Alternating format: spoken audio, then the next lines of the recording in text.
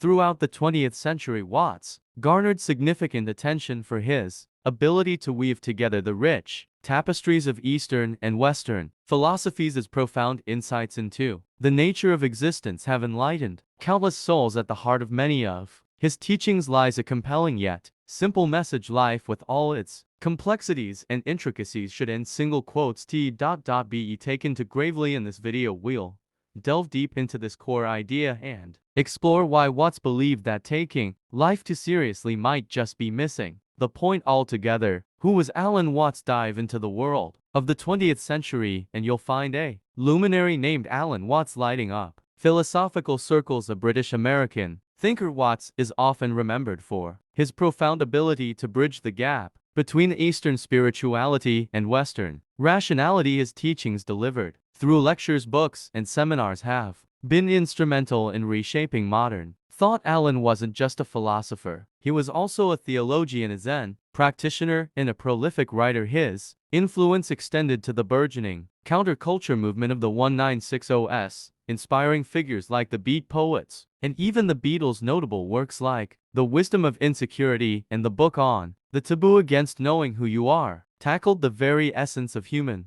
existence, urging readers to approach life with a sense of playful curiosity rather than grave seriousness. These texts, among others, cemented his legacy as a proponent of experiencing life fully without being bogged down by over-analysis or rigid conventions. Watts's playful universe concept in the vast cosmos of thought. Alan Watts introduced a refreshing perspective. The universe is not a serious place, it's playful. He urged us to see the cosmos not as a machine made up of cogs and wheels, but as a divine dance of forms, rhythms, and patterns. At the heart of this view is the analogy of life as music. Just as a song is not made to arrive at a final note or a dance to reach a particular spot on the floor, life isn't about reaching a final destination. It's about the journey, the experience, the very act of living. Watts often pointed out that in music, the point isn't to reach the end of the composition but to enjoy every note, every pause, every crescendo. Similarly, in dance, the point isn't to arrive at a location but to revel in each step, each movement. Life to Watts was to be danced to, sung along with, and played like an instrument.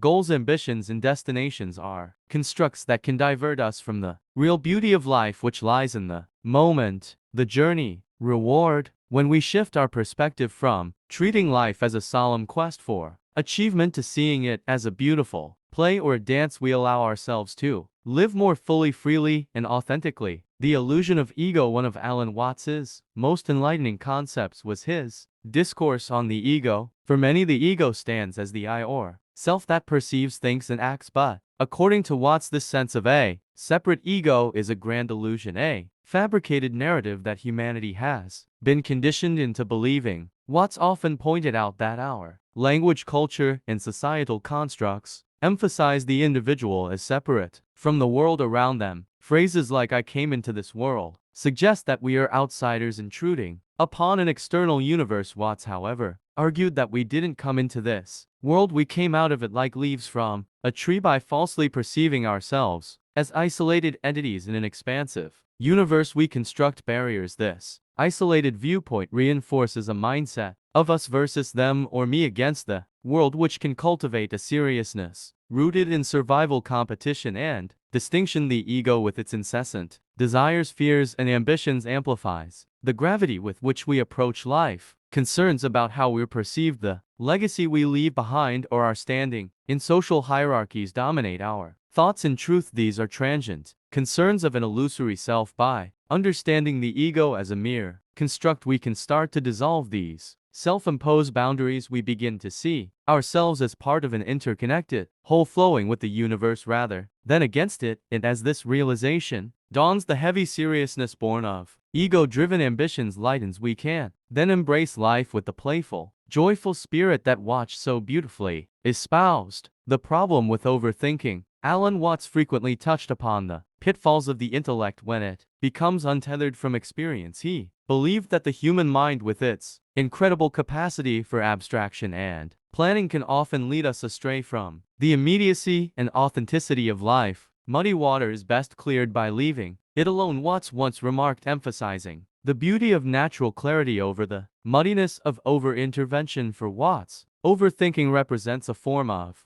it alone, Watts once remarked, emphasizing the beauty of natural clarity over the muddiness of over-intervention for Watts. Overthinking represents a form of hyperactivity of the analytical mind. He noted that while thinking is a powerful tool, becomes problematic when it turns into an uncontrollable habit, pulling us out of the present moment. Constantly ruminating about the past or anticipating the future can result in missing the richness of the now. Moreover, Watts pointed out that excessive planning and calculation are often based on the desire for security, but in seeking certainty in an inherently uncertain world, we end up creating anxiety. Paradox is that by overthinking and seeking control, we often feel more out of control. Watts often likened life to a musical performance. Over-analyzing every note or obsessing about the ending robs the joy of the music itself. It's the act of playing the ebb and flow, the highs and lows, that truly matter. By being overly cerebral, we risk turning life into a problem to be solved rather than an experience to be savored. Thus, according to Watts, the antidote to overthinking is not to abandon thought, but to strike a balance. It's about grounding oneself in the present, dancing with the rhythm of life, and appreciating the journey without being overly fixated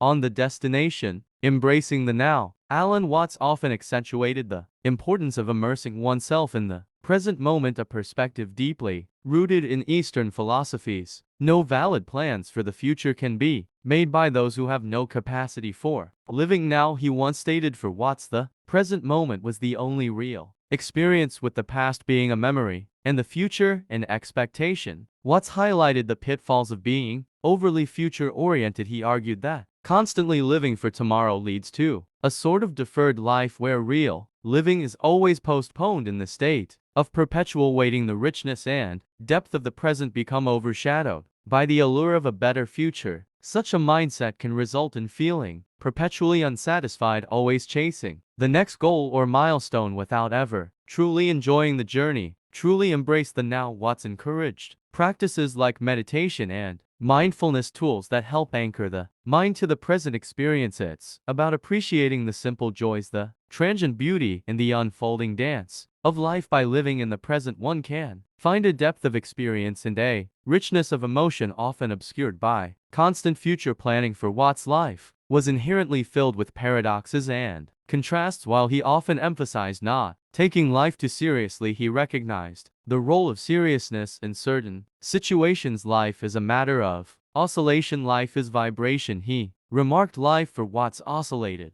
between seriousness and playfulness, effort and ease. However, in modern society, Watts observed an imbalance. Many people were overly serious, driven by goals, ambitions, and the constant need for achievement. Such an approach, while having its merits, often led to burnout, stress, and an inability to appreciate life's lighter moments. Watts, with his infectious laughter and jovial demeanor, often championed the value of humor, spontaneous play, and childlike wonder. He believed that by integrating playfulness into daily life, individuals could find a sense of balance and wholeness. It's not about dismissing seriousness, but about complementing it. It's finding joy in the simple moments, laughing at the absurdities of life, and dancing to its unpredictable tune. Practical insights from Watts. Alan Watts's teachings provide not just philosophical insights, but also practical wisdom that can be applied in our daily lives. Embracing his perspectives can lead to a richer, more fulfilling experience of life. Mindfulness practices. Watts often emphasized the significance of being fully present in every moment. Mindfulness meditation, even if practiced for a few minutes a day, can help ground us in the present, allowing us to fully engage with the now. By focusing on our breathing or the sensations in our body, we can pull ourselves back from the distractions of past regrets or future anxieties. Moments of daily reflectio. Set aside a few moments each day to just sit and reflect. This doesn't necessarily have to be a structured practice. It can be as simple as pausing during a